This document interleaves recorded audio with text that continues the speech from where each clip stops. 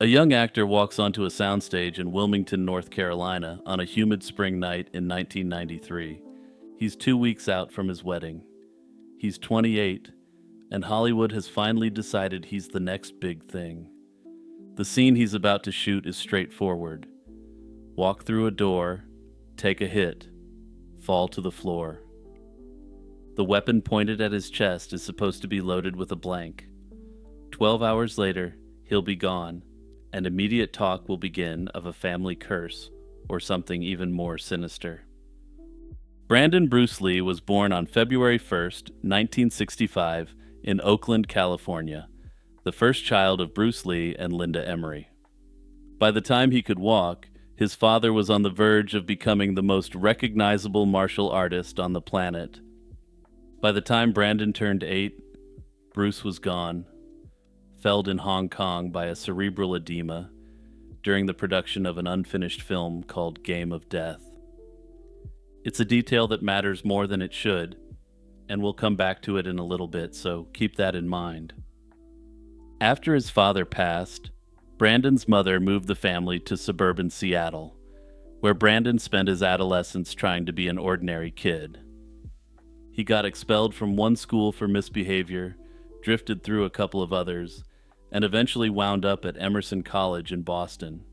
He studied acting there before transferring to the Lee Strasberg Theater and Film Institute in New York. He spoke Cantonese, trained in Jeet Kune Do under his father's surviving students, and grew into a tall, lean, sharp-featured young man eager to expand upon his father's legacy. His early acting career was respectable if somewhat unremarkable. He was in a run of low to mid-budget action features through the late 80s and early 90s. Showdown in Little Tokyo paired him with Dolph Lundgren, and Rapid Fire gave him his first proper leading role. But it was an adaptation of an indie comic book by James O'Barr that promised to finally let him out from under his father's name. Unfortunately, while this role would turn him into a legendary figure, it would also cost him his life. The Crow was a strange project from the start, and the source material was extremely bleak.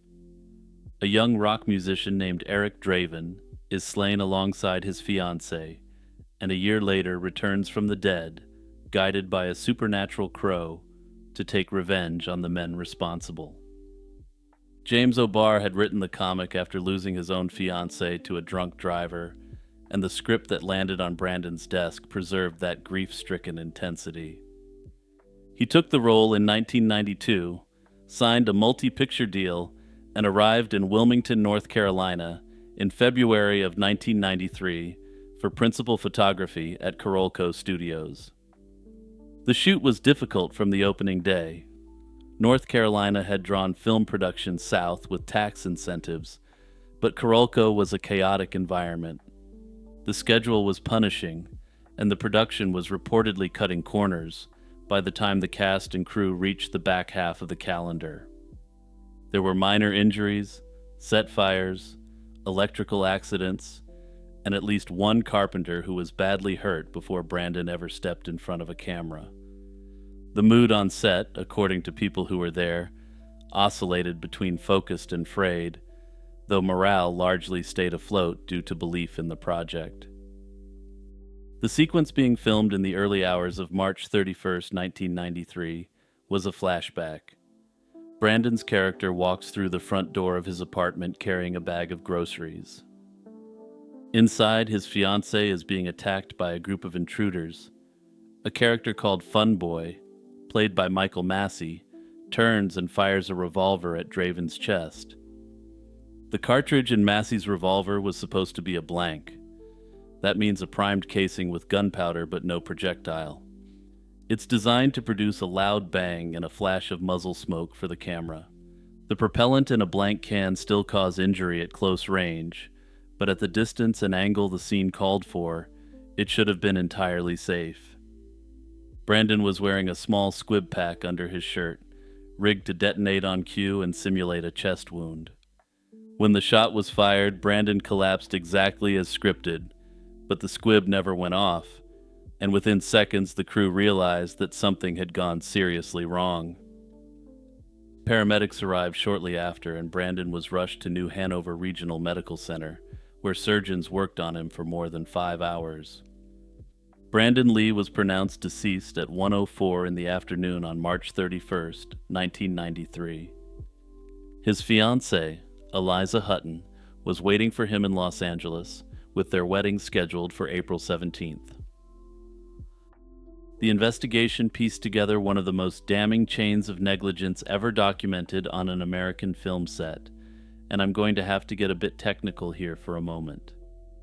Several days before the fatal take, the production had needed close-up insert shots of a loaded revolver, the kind of tight shot where the audience can see the actual cartridges inside the cylinder. For those inserts, the prop department had improvised what are known in the industry as dummy rounds. A proper dummy is a cartridge that has been deliberately and verifiably inerted, often with the powder removed, the primer struck flat, and a hole drilled in the casing as a visual marker.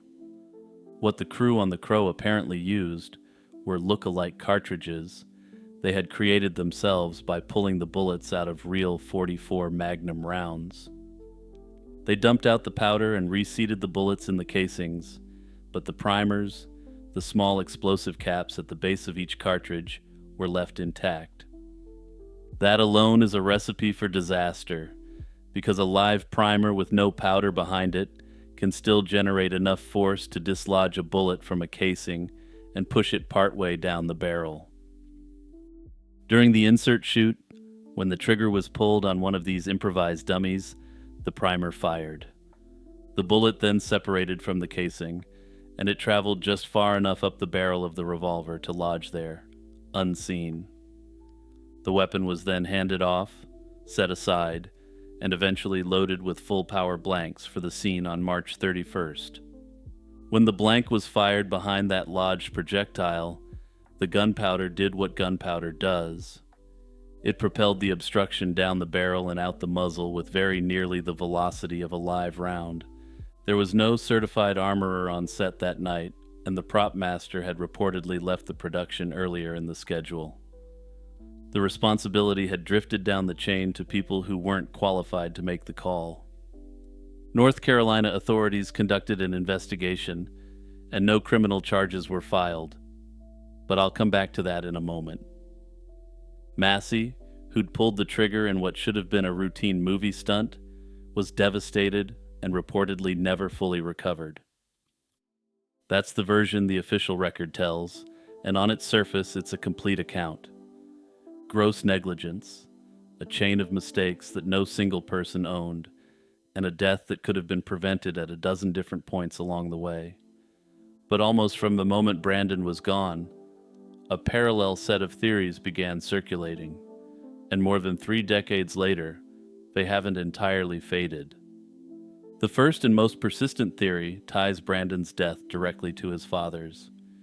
Bruce Lee had passed in 1973 under circumstances that some still find suspicious, and at the time of his passing, he was working on a film called Game of Death.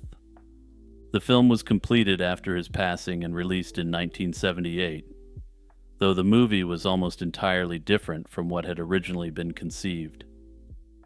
In the 1978 version of the film, there's a scene that depicts a Hong Kong martial arts film actor being targeted by an organized crime group since he wouldn't follow their rules. The organized crime group sneaks a fake stuntman onto the set, and the imposter shoots the martial artist on the film set with a weapon that was supposed to be loaded with blanks. This coincidence seemed extremely eerie in retrospect, especially since the martial artist character is supposed to be a fictionalized version of Bruce Lee. A second related theory points at the powerful Hong Kong triads, who reportedly had a vendetta against Bruce Lee, and by extension, his family. Bruce Lee had reportedly refused to pay protection money to organized crime figures during his rise, and rumors of a triad contract on him circulated for years after he was gone. There are also rumors that many powerful triads were upset about his willingness to teach traditional Chinese martial arts outside of Chinese circles. The argument, in its strongest form, is that the same organized crime network arranged for tampering with the cartridges used on The Crow as a delayed form of reprisal. According to the theory, this criminal element caught wind of the production's known sloppiness and used it as convenient cover. Most versions of this theory tie this back to the 1978 version of Game of Death. Theorists claim that the scene showing the spiritual successor to Bruce Lee being shot was intended to be a direct threat to Brandon Lee should he embark on the same career.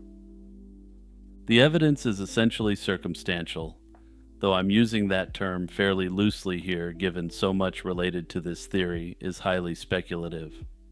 Another variant of this theory proposes, in essence, a triad curse, but of course there's no evidence to support this. And even if there was a curse, in general as far as I'm aware, organized crime groups don't generally publish evidence of the curses they're placing on people.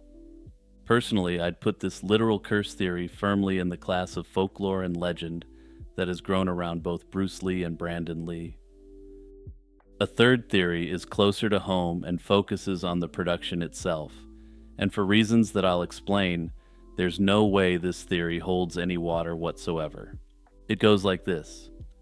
The Crow was an insured project, and Brandon's death generated enormous publicity that the finished film ultimately rode to commercial success. Some have asked whether the chaos on set was less negligent than convenient, and whether a guiding hand might have nudged the chain of failures along to a known endpoint.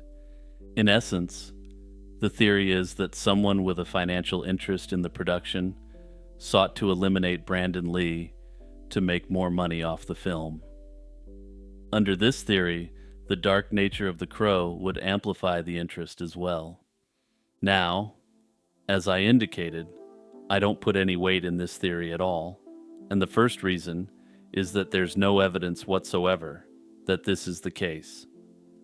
The second reason is practical, because the theory makes almost no financial sense once you think about what Brandon Lee actually meant to the production. He wasn't a disposable supporting player whose absence could be quietly absorbed by the movie. He was the movie's face, its physical engine, its emotional center, and the main reason the project had any chance of breaking through beyond the cult audience that already knew the comic. His death didn't create some neat promotional advantage, even if the tragedy did ultimately raise awareness of the film. It also torpedoed the ability to produce any subsequent films and develop it into a film franchise, led by one of the most promising young actors in Hollywood. It created an immediate disaster, shutting down production, inviting police scrutiny, and creating legal and insurance exposure. It also raised the very real possibility that the film would never be completed or released at all. For instance, the film Rust had a shooting accident on set, which resulted not just in a catastrophic personal tragedy, but a complete commercial breakdown of the film. The third problem is the supposed method, which is so convoluted that it collapses under its own weight. For this theory to work, someone would have needed to engineer a botched dummy round, leave a projectile lodged invisibly in the barrel, and ensure the weapon wasn't properly inspected. Personally, I think the theory that the entire thing was an accident brought on by the negligence surrounding the production is correct. North Carolina prosecutors considered bringing charges in the case, but opted not to do so. And to understand why, I'm going to have to get into a legal distinction for a second here. Brandon Lee's family sued the filmmakers, and that was settled out of court under undisclosed terms almost immediately. For civil negligence, such as bringing a lawsuit, you really only have to prove, on a balance of probabilities, that someone failed to follow proper safety procedures which caused the harm. Under that framework, it's fairly obvious why the civil lawsuit was settled almost immediately, given the circumstances on the set. For criminal negligence, the conduct needs to be so reckless or extreme that there's a foreseeable risk of death or grievous bodily harm. Further, unlike in the civil case, That higher standard needs to be proven beyond a reasonable doubt. As you can see, this is an exceedingly high standard, and it goes well beyond just mere sloppiness with respect to safety on set. There's also the matter of who would be held criminally responsible, which becomes very hard in a situation of diffuse decision-making. Anyway, I don't usually ask, but I'm genuinely curious if you think there was sufficient evidence here to lay criminal charges, so let me know in the comments. Around 11 o'clock on a Sunday morning in late January, Jill Lynn Udo picked up the phone in her sixth-floor apartment, called her mother's house a few miles away, and asked to talk. Little did her family know, this would be the last time they would ever hear her voice, and the mystery of what happened next continues to haunt investigators till this day. Jill Lynn was 18 years old in the winter of 2001, and from the way her family describes her, fiercely independent was barely a strong enough phrase. She'd been born in Syracuse, but the family bounced around for most of the 1990s, living in Colorado Springs before circling back to New York in 1997. Her father wasn't really part of her life, but her mother, Joanne Browning, definitely was. Jill had dropped out in the 9th grade because school wasn't moving fast enough for what she actually wanted to do, which was work. She earned her GED almost immediately and started clocking in shifts. By the start of 2001, she was selling clothes at a store inside Shoppingtown Mall. It may not have been the recommended path for a young person by any means, but it seemed to be working for her, and she was also studying to be a paramedic while she worked. She'd also just moved into her own place, a 6th-floor studio at 600 James Street, in the near northeast neighborhood of Syracuse. It was, by every account, the proudest thing in her young life, her first real apartment, and she could afford it herself. January 28, 2001, was Super Bowl Sunday. The Baltimore Ravens were about to demolish the New York Giants, 34-7. The Udos were Denver Broncos people and weren't fans of any New York team, so they were quietly rooting against the Giants. The plan was simple. Jill would come over, they'd make tacos, her favorite, and they'd watch the game. Around 11 that morning, Jill called the house and Jenna answered. Jill wanted to talk to their mom, but Joanne was already heading out the door for groceries, so Jenna told her sister they'd call her right back. It was a tiny, ordinary deflection, the kind a sister does 100 times without thinking, but this time, Jenna would replay it in her mind for the rest of her life. The family came back from the store around noon. Jenna started calling her sister to coordinate the pickup, but there was no answer.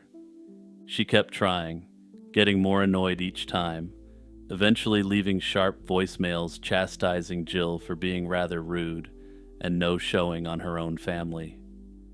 The family ate the tacos. They watched the halftime show. The New York team got bodied, which Jill would have loved. Joanne stayed calm and figured her daughter had simply changed plans, and they'd sort it out in the morning. Joanne and Jenna were more than a little bit upset, but in a week or two all would be forgotten, or at least that's what they thought. Monday morning came, and Joanne went to work. By around 9:30, she was making calls to her daughter's apartment, but there was still no answer.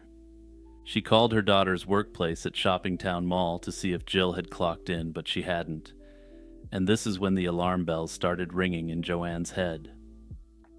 Joanne came home, picked up Jenna, and the two of them drove to James Street to figure out what was going on. They climbed up to the 6th floor and knocked. Nothing. Joanne went inside first. What came out of her, according to her surviving daughter, wasn't a word so much as a sound. A noise, Jenna says she still can't really explain. Joanne did the one thing a mother in that exact moment can still do, which is throw her body across the threshold so her 17-year-old wouldn't see the scene. Inside the studio, Jill Lynn Udo was lying in the main living area. She'd been stabbed multiple times, in the neck, in the chest, and in the back. The weapon was lying right there at the scene, and it turned out that it was one of her own kitchen knives. When the chief medical examiner of Onondaga County arrived, he was reading the scene the way medical examiners do, looking at what was missing as much as what was there. Two details did most of the talking, and they're still talking 25 years later. First, the door hadn't been broken. There was no sign anyone had forced their way in. Whoever did this either had a way through the lock or, far more likely, walked in because Jill let them in. Second was the weapon. A person who shows up planning to do harm tends to bring something with them, but this one didn't. They used something from Jill's kitchen, which means at some point during the encounter they crossed her apartment, opened a drawer, and grabbed a blade. That isn't the usual behavior of a stranger who burst in with a plan in mind. That's likely the behavior of someone comfortable enough in the space to know where the knives were, or comfortable enough to walk over and grab one without panicking. It's also the sort of thing that suggests that the individual didn't believe that violence would be the inevitable outcome of the encounter.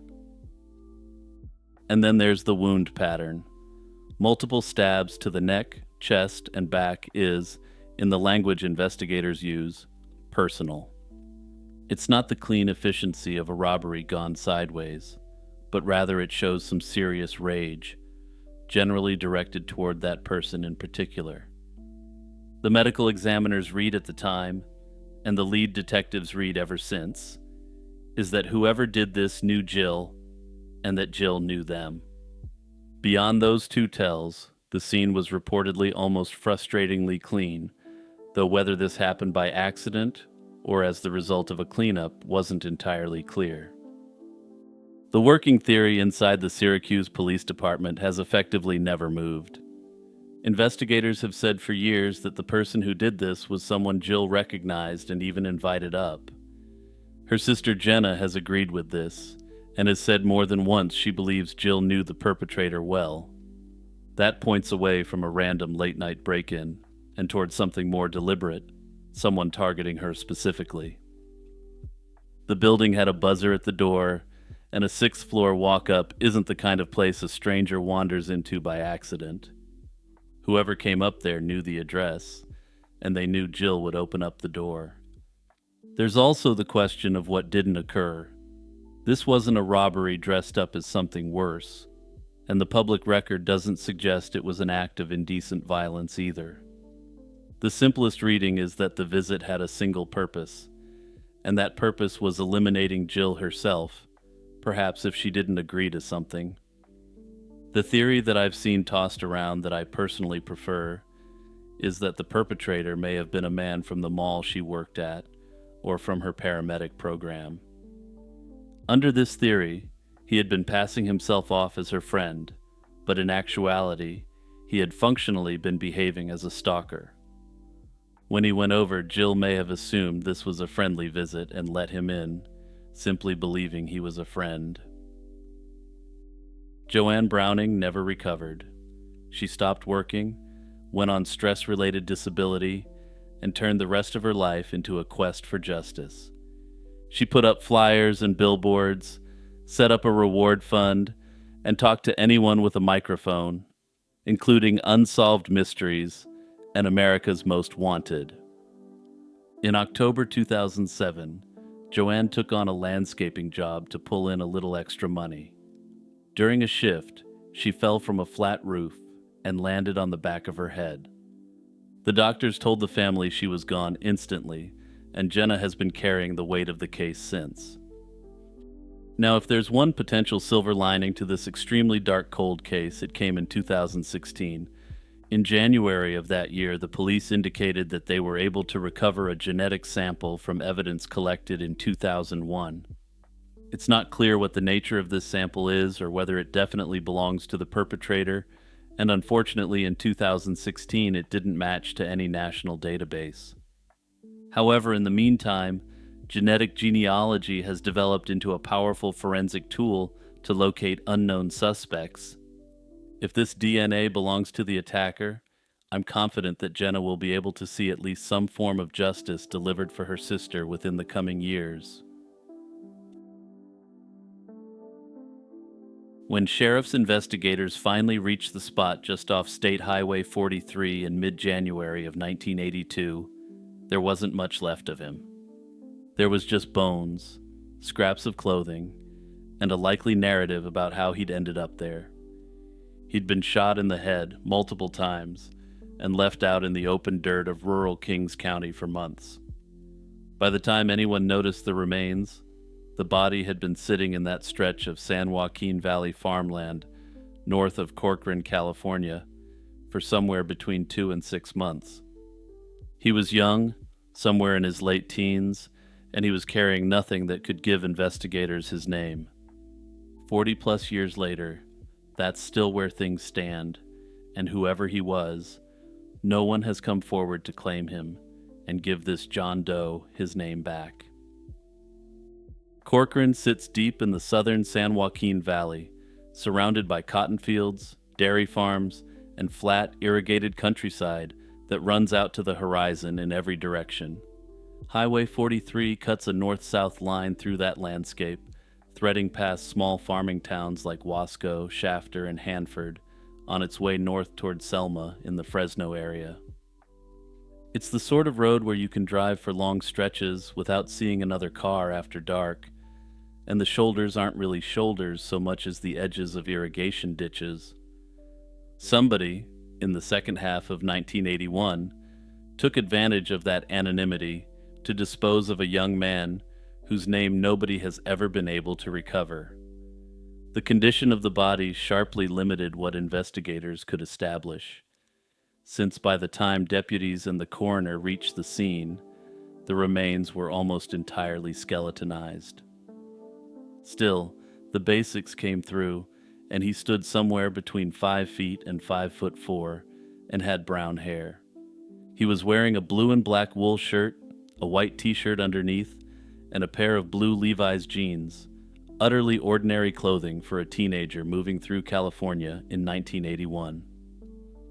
Forensic examiners classed him as either white or Hispanic, with the consensus that he was likely the latter.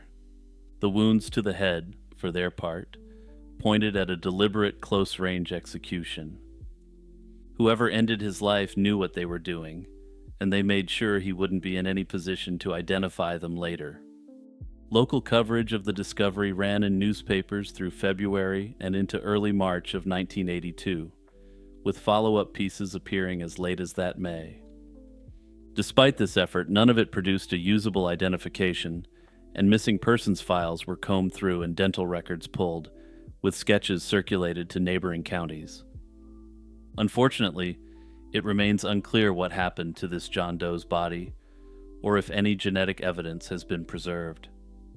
If it has, genetic genealogy would be the obvious next step to giving him his name back, and from there, investigators may be able to reconstruct the last weeks and days of his life. Hey everyone, it's Jimmy here with my usual reminder to hit the subscribe button and tap the notification bell. Also, don't forget to check out the Patreon or the membership to take your support for my channel to the next level. A wrecked sedan sat off a pitch-black gravel road outside Luling, Texas. The headlights were still burning, the keys were still in the ignition, and the front passenger door was locked from the inside. The driver's clothing was laid out down the road behind the car in a long, scattered trail, his shirt, his shorts, his sandals, even his wristwatch. A backpack with his laptop sat 900 feet from the wreck. The driver himself was gone, and more than 5 years later, nobody can tell you where Jason Landry went, or whether anyone else was on that road with him that night. Jason was 21, a student at Texas State University in San Marcos, and he'd just wrapped his first semester working toward a slot in the school's sound recording technology program. His father was a former defense attorney who'd become a pastor in Missouri City, a suburb south of Houston about 2.5 hours down Interstate 10. By all accounts, Jason was thoughtful and curious, the kind of student who'd debate philosophy with friends and crack jokes at his own expense. His finances had been rough that semester, and he was packing up his apartment for winter break. On the evening of December 13th, 2020, he loaded his silver Nissan Altima with clothes, school books, and gaming gear, and pointed it south, but he never made it home. The drive from San Marcos to Missouri City is a straight shot down I-10, an unremarkable 2.5 hours of highway, and Jason almost made it. He left his apartment around 10:55 that night and turned on Waze for the route. His path took him east along smaller roads before he reached the small oil field town of Luling, where he was supposed to turn right onto Magnolia Avenue and link up with the interstate. Instead, at roughly 11:24, his Waze session went dead. Whatever happened next, the navigation app wasn't recording it. Cell tower data placed his phone moving south through Luling and then bending left as the road curved away from his destination. This turned into a dark, narrow gravel lane known as Salt Flat Road. The road runs through old oil field country, the kind of stretch where there are no streetlights, no houses for long gaps, and most importantly, no cameras. Around midnight, a volunteer firefighter heading home spotted Jason's Ultima off the shoulder. The car had spun across the gravel and clipped a tree with its rear end. The headlights were still on, the front passenger door was locked, and the driver was nowhere to be seen. When deputies and Jason's family began retracing the route the following day, they found something none of them was prepared for. Starting roughly a quarter mile from the wrecked Ultima, a trail of Jason's belongings stretched along the asphalt. His backpack had been dumped about 900 feet from the car, packed with his laptop, his gaming equipment, and his toiletries. Past that, his clothing began to appear in pieces. Shirt, shorts, socks, sandals, underwear, even his wristwatch. Each item had been dropped or laid out at intervals, sometimes neatly, sometimes torn. By the time the trail ended, Jason had nothing left on him. His phone, his wallet, and his keys had all been left back at the crash site. Search teams swept the surrounding brush and pasture land for weeks, with sniffer dogs occasionally picking up faint scents, but nothing that led anywhere. The case has refused to fit neatly into any of the boxes investigators normally use. The crash itself was minor, the kind a young driver would usually walk away from with a sore neck, though I'll come back to this point in a moment. There was no blood inside the cabin and no obvious sign of injury. Jason's phone was right there in the car, fully charged and capable of calling for help. The temperature that night dipped into the low 40s, cold but not lethal, especially for a healthy adult who was already dressed. Investigators later learned that Jason used magic mushrooms in the weeks before his disappearance, a detail his family openly acknowledged. Even so, no one who saw him in the hours before he left San Marcos described him as impaired or in any kind of crisis. The crash scene yielded no second set of tire tracks and no skid marks suggesting another vehicle had run him off the road.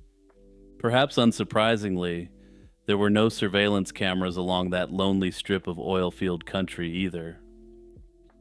The simplest explanation appears to be that Jason was experiencing a head injury and the associated symptoms as a result of the seemingly minor accident. While the accident didn't appear to be particularly severe, there's always the possibility that he struck his head in just the wrong way that he suffered a concussion. A head injury can plausibly explain both the wandering and especially the shedding of clothing, especially in combination with hypothermia. Hypothermia sometimes triggers a phenomenon called paradoxical undressing, where victims rip off layers in the false belief that they're overheating. Under this scenario, Jason crashed, became disoriented, fled into the dark on foot, removed his clothes as he ran, and eventually fell somewhere deep in the brush. It's the reading of the case that Caldwell County investigators have leaned toward most consistently, but it leaves a great deal unexplained, including why no remains have ever surfaced in a landscape combed for years by professionals and volunteers alike. Another element that remains unexplained by this theory is why he went off course to begin with. But that brings us to the darker possibility that's been raised by some people close to the case, but who are outside the official investigation. A retired FBI agent, Abel Pena, a veteran investigator with roughly 3 decades of casework, examined the scene and came to a strikingly different conclusion than local authorities. He identified what they describe as multiple red flags that point toward foul play. This investigator has argued publicly that the trail of clothing may have been staged, deliberately laid out to make the disappearance look like a panicked run from the vehicle. He's suggested Jason may have encountered someone at the intersection in Luling, where he made his fateful wrong turn. Under this theory, someone either lured him onto that back road or followed him there. Once on the dark stretch of Salt Flat Road, the encounter could have escalated quickly.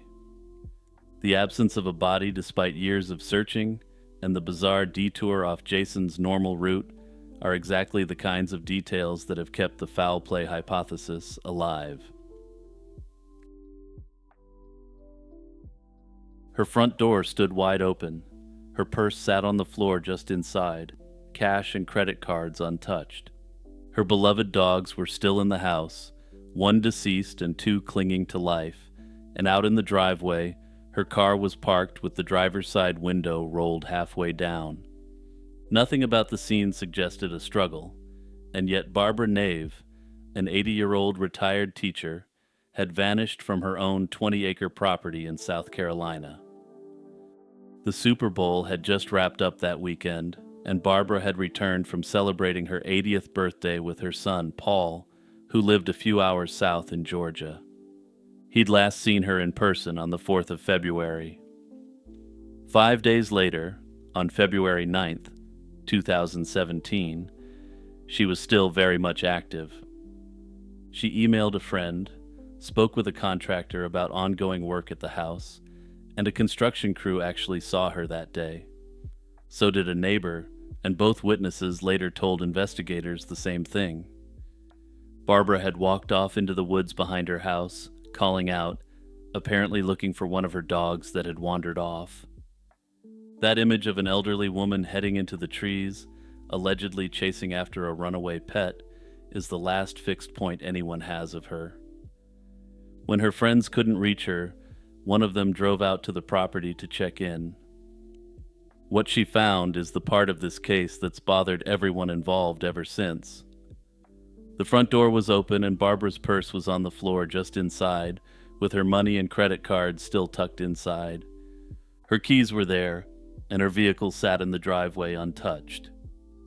Despite having last been seen calling out for her dog, all the pets were accounted for inside. Disturbingly, 2 of her prized Lhasa Apsos were severely dehydrated, while the third one, that had been sick, had perished in the meantime. It looked oddly like the home of someone who'd stepped outside to grab the mail and meant to come right back inside, at least aside from the dog situation. The Sumter County Sheriff's Office took the case seriously from the start. Within days, deputies were combing the property with sniffer dogs, while helicopters and drones worked the air above the pine canopy. A team of divers went into the swamp that ran alongside Barbara's land after the dogs alerted on a stretch of dark water near her home. Investigators drained portions of it, hoping for an answer of any kind, but what they pulled out was a deer carcass. Volunteer search organizations soon brought horses and all-terrain vehicles, sweeping the full 20-acre parcel and the woods beyond it. People walked grid patterns through palmetto and pine for days. They turned up no clothing, no jewelry, no remains, no broken branches that mattered. For a woman in her 80s, that kind of nothing is genuinely strange. She shouldn't have been able to get far in rough terrain on her own, and yet trained handlers with dogs couldn't follow her trail past the edge of the yard. After more than a week of intensive work, the formal search was scaled back because there was nothing left to look at. Detectives leaned hard on the people closest to her. Barbara's family agreed to polygraph examinations, and according to the sheriff's office, every relative came back clean. There's no public indication that the contractor working on the house was treated as anything other than a witness, and the same goes for the neighbor who saw her walking toward the trees. Investigator Charles Bonner of the Sumter County Sheriff's Office, who handled the case for years, said publicly that there was no evidence of foul play in the traditional sense. A real suspect never emerged, and physical evidence stayed stubbornly absent. There's also no record of her accessing money, using a phone, or contacting anyone after the morning of February 9th. There are a number of theories floating around about what happened to Barbara, but none of them really fit the evidence. The first is that Barbara stepped into the woods going after her dog, lost her footing somewhere on the rough ground, and ended up in trouble she couldn't get out of. Swamps swallow things and predators move through. But after years of searching by trained teams, dogs, divers, and a small army of friends, that explanation has a problem of scale. If she'd fallen, something should have turned up by now, especially since she can't have gone all that far, given her advanced age and the terrain. There's also the major problem that the dogs were all found at home, which begs the question why she was pursuing a pet into the woods to begin with. The second theory is that someone she knew was waiting for her, or arrived not long after she walked into the trees. Maybe a brief encounter, a quick ride, an interaction that didn't leave a trace in the house because it never happened inside the house. No vehicle was reported coming or going at the right moment, but a rural driveway in February isn't a heavily watched place, and a few minutes is really all it would have taken. Anyway, to me this case feels like one where foul play is involved, but with the limited amount of evidence available and no body, it's really difficult to actually form a coherent theory of the case.